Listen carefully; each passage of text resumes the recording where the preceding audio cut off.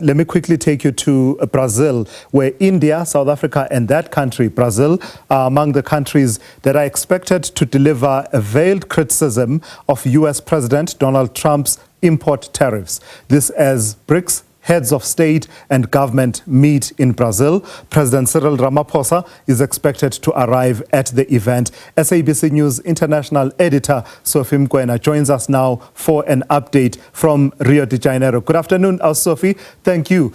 So give us a sense of where we stand.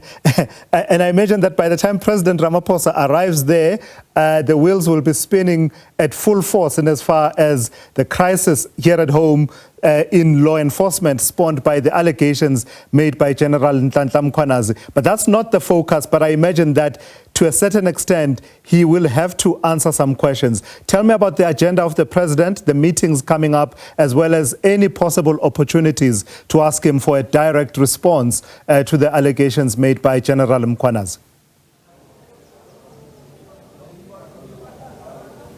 Yes, you are correct, Tulas. You know that in terms of him being the head of state, he still has to attend to critical matters if those matters are of importance. You saw earlier on the presidency did release a statement in terms of processes in preparation of the burial of the former deputy president, the president declaring that funeral, the state funeral category 2, and that is part of the work. And therefore, I think including what transpired at home this morning that was unexpected, maybe the president will be able to speak to us. SABC, we are here in Brazil. We have already requested a comment, but we don't know whether the president will be available before his departure back home after the summit to speak to us. But I think it's an important matter that he has to respond to, because in a crisis like this, you have a situation where criminals might take an advantage, or people might take an advantage to destabilize the security cluster in South Africa, because there's this tension that we don't know. But I think the Minister of South Africa in the presidency also, you know, Minister Nchabeng is here, and you know that she also deals with issues that are related to the intelligence of the country and security of the country in the presidency. Maybe they might say something, or perhaps they may decide that the president's spokesperson say something if we are able to convince the presidency to speak to us about this matter. But you are correct, the president is in Brazil attending the important BRICS Summit. You know that South Africa hosted the BRICS Summit, and from there now, at that time, we know that then South Africa handed over to Russia, because Russia had to step in because Brazil was hosting the G20. And now, again, Brazil is hosting this BRICS Summit. It will again host the COP30 later this year. That is why the summit came much earlier this year, because they have to prepare for the UN conference on climate change later this year. High on the agenda, it's issues of trade and investment, issues of transformation of financial system. You know that this is very close to the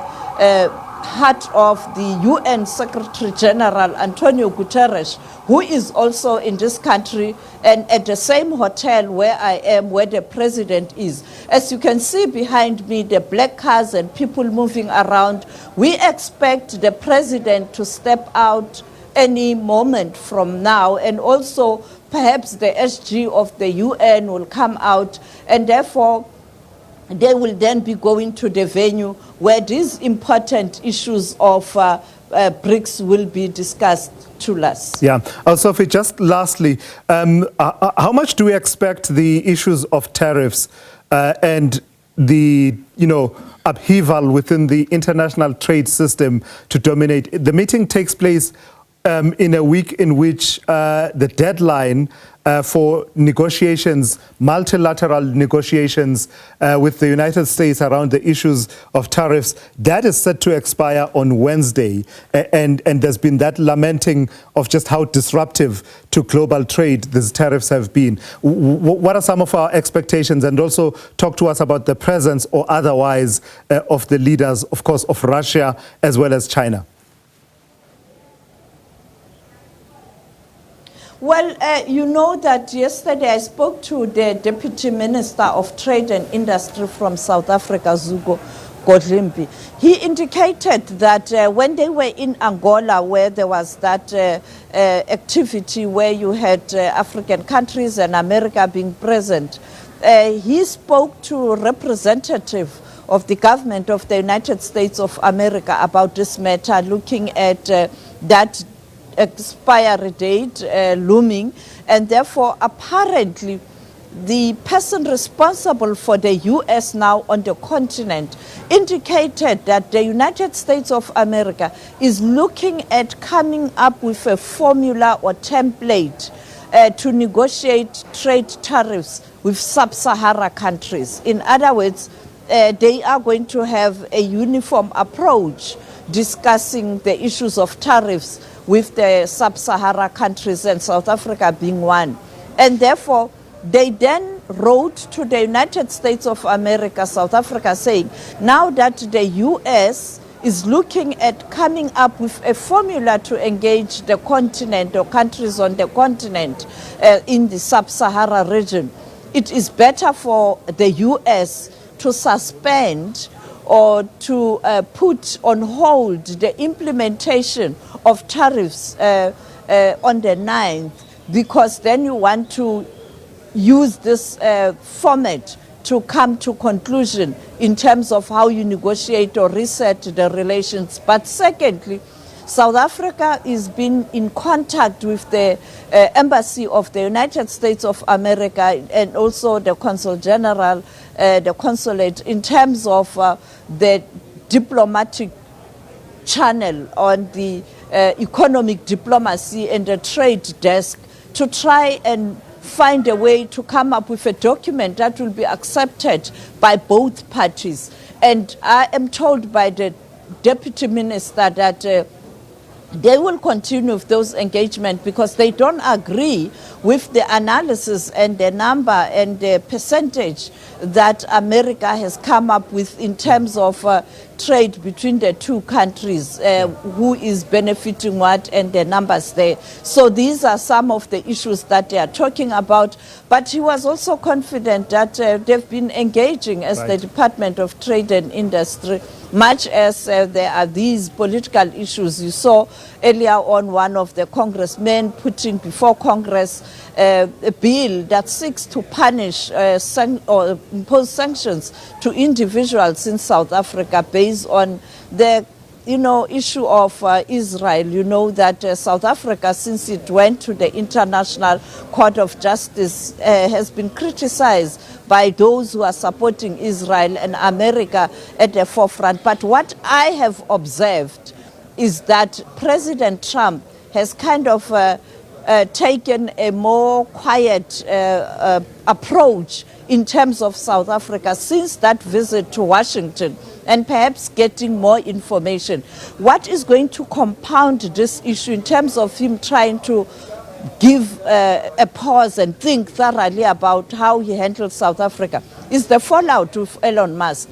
I mean, Elon Musk was behind mobilizing the U.S. against South Africa and listening to those so-called Afrikaners, white Afrikaners who went there and complained about the genocide that is not even there.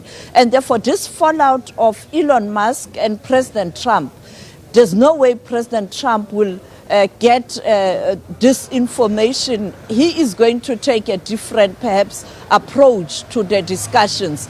And with Elon Musk yesterday even emphasizing that he is going to announce a political party, starting a party in the United States of America, that is going to anger President Trump. We expect him later today, when he's traveling from his private residence to Washington, you know, in that plane. I think he's going to engage journalists. We'll be waiting until very late tonight. It's going to be a long night. Fortunately, it's not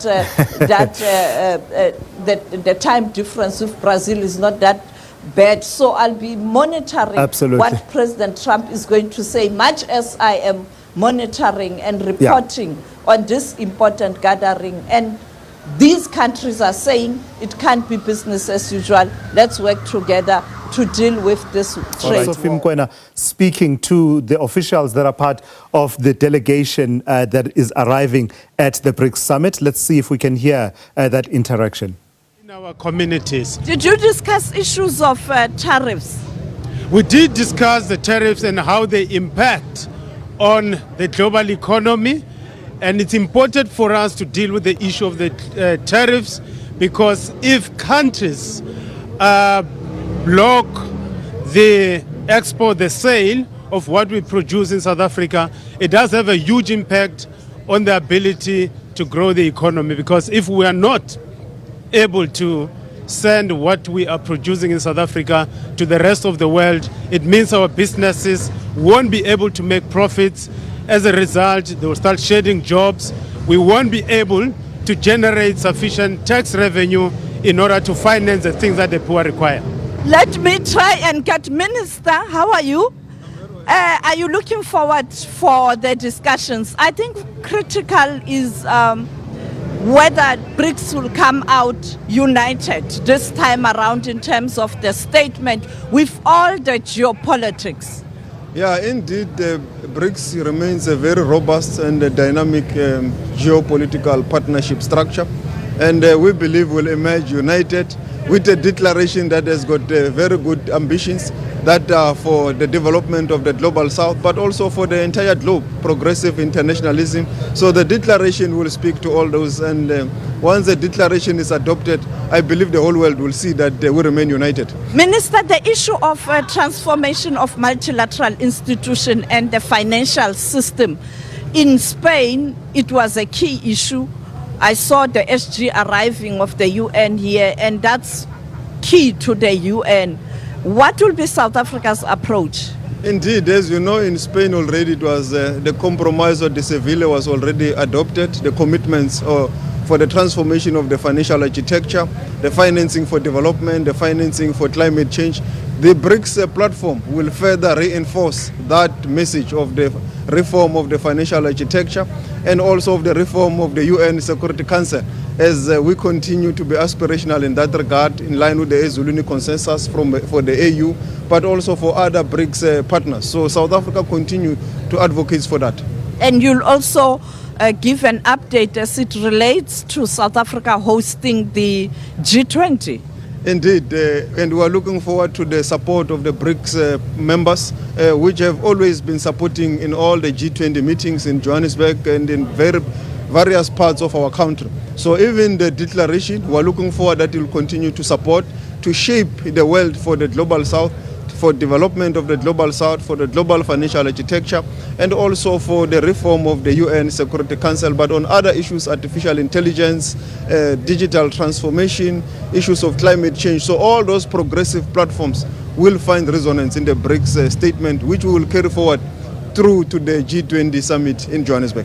Thank you so much for your time, Minister. As you can hear, that was the Minister of International Relations talking to us there as we wait for the President. Let me get the President's spokesperson.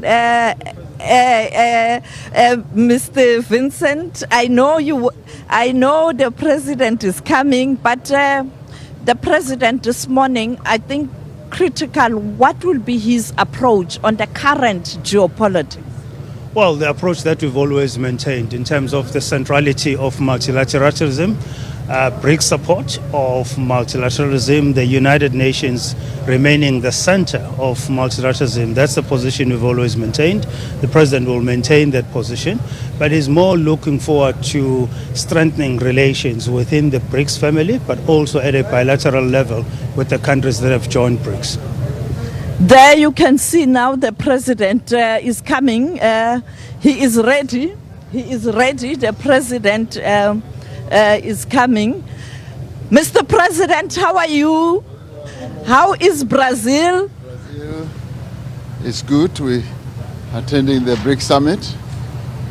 And I think it's going to be a very successful summit because many of the issues that are going to be addressed and agreed on are important issues for the geopolitics of the world in a number of areas, from climate change right through to issues of financing. So I think it's going to be a very good summit. Thank you. I hope we'll find time to speak to us because there's a lot to talk about even back home. Thank you. Thank you. We're in Brazil now. When we are in Brazil, we stick to what is happening in Brazil. Thank you so much, Mr. President. That is President Ramaphosa living here, going to the venue. As you know, that South Africa will also give the heads of state and government information about the state of readiness in hosting the coming G20. It will be the first time the African continent is hosting the G20, and therefore it will be a very historic moment. You had the president saying that right now his focus is on issues here and what is going to be main issues, the transformation of the financial system, issues of climate change, issues of trade and investment. As you heard earlier on when I spoke to the Minister of International Relations and also the Deputy Minister of Finance, Dr. David Masondo. A lot here at the BRICS Summit, and the summit is going to start in 2 hours, and we are hoping that we will bring you the comments or the statements by member states, and South Africa will also deliver its statement.